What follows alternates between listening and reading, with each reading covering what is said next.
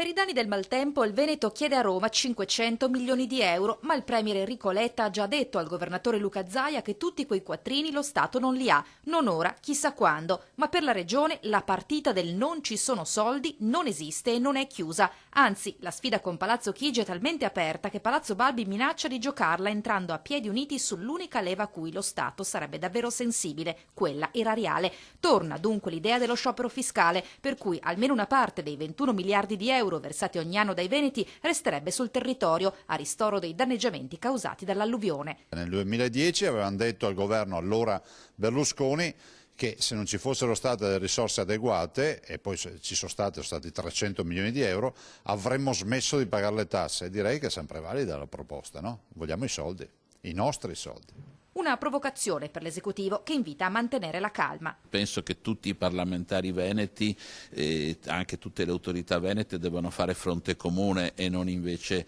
dividersi su a chi la dice più grossa. Intanto però la proposta suscita consensi fra gli amministratori. Francesca Zaccariotto, presidente della provincia di Venezia, rilancia: tratteniamoci 1 miliardo dalle tasse, non possiamo andare con il cappello in mano a elemosinare risorse da uno Stato che non ne ha più, come evidenziato dalla risposta del Presidente del Consiglio. Per noi resta comunque interlocutoria, presenteremo il conto e dopodiché sui numeri, sui dati concreti vedremo se il governo c'è oppure non c'è. Ma il governo vuole esserci. Personalmente penso che la strada migliore sia quella già avviata lo scorso anno, e c'è l'allentamento dei vincoli del patto di stabilità.